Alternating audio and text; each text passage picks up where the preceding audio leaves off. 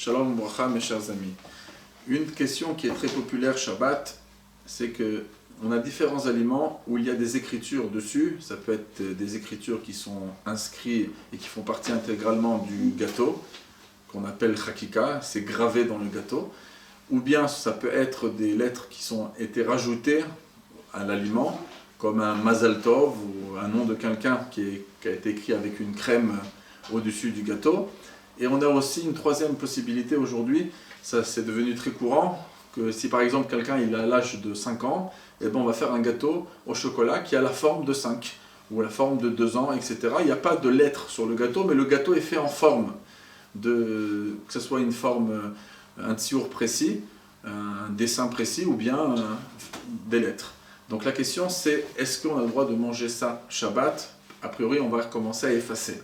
Alors si on voudrait chercher la permission, on a énormément de possibilités a priori de trouver des permissions. Premièrement, on parle d'effacer sans avoir une volonté de réécrire ensuite. Et donc ce qu'on appelle dans la halakha mochek shelo al menat lichtov. Et donc déjà ça transforme tout ce travaux en interdit rabbinique et non pas toranique. En plus, on parle d'une écriture en général très souvent qui ne tient pas à long terme, donc d'avoir chez nos mitkayem, ça pourrait aussi être rabbinique. En plus, c'est pas l'intention ici d'effacer, c'est l'intention elle est de manger. Donc comme on n'a pas l'intention d'effacer, ça devient un psychréché. Donc quelque chose qui entraîne une autre directement, donc c'est pas un gramma, mais c'est directement psychréché dans un issour rabbinique. Et c'est un psychréché qu'on appelle deloer patlé, ça veut dire que ça ne change pas, que ça s'efface ou que ça s'efface pas.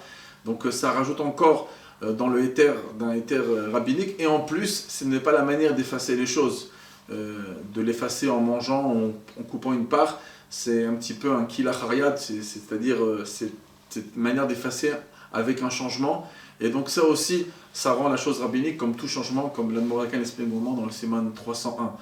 Donc, a priori, on a beaucoup de portes d'ouverture, c'est pour ça qu'il y a certains rabbins, séfarades par exemple, qui permettent de manger le gâteau et qui n'interdisent pas à cause de tous ces faits.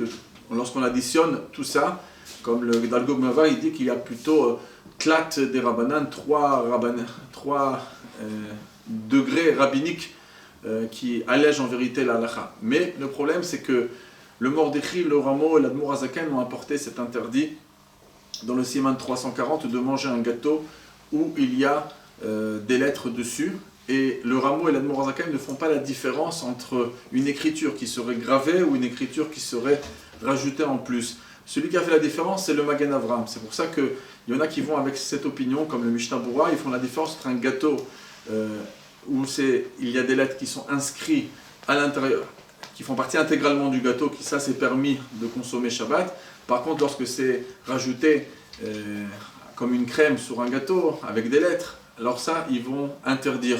Mais étant donné que l'Admour Hazaken n'a pas fait la différence, et pas simplement qu'il n'a pas fait la différence dans le Siman 340, mais dans l'Ilchot Pessah, dans le Siman 458, l'Admour Hazaken a clairement interdit de manger une matzah où il y aurait gravé des lettres ou un dessin.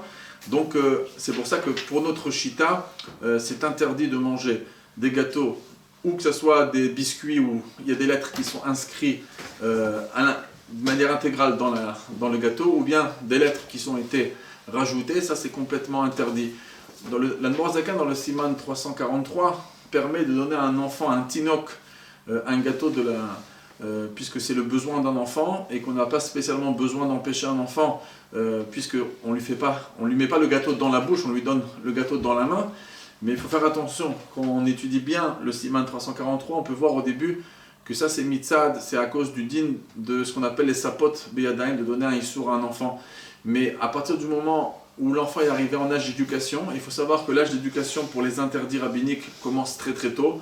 On peut parler d'un âge comme 3 ans par exemple, où l'enfant il comprend qu'une chose elle est interdite. Alors c'est évident qu'un père, et puis là les parents ne doivent pas donner aux enfants, même en bas âge, des gâteaux avec des lettres inscrites à l'intérieur ou au-dessus, parce qu'il faut bien sûr les éduquer. Par contre, un enfant d'1 an, 1 an et demi, 2 ans, alors on pourrait lui donner un gâteau avec des lettres qui sont inscrites à l'intérieur. Pour le dernier cas, parce que là on a parlé de 2 cas, il y a un troisième, c'est qu'il n'y a pas de lettres sur le gâteau, mais le gâteau lui-même est en forme de lettres.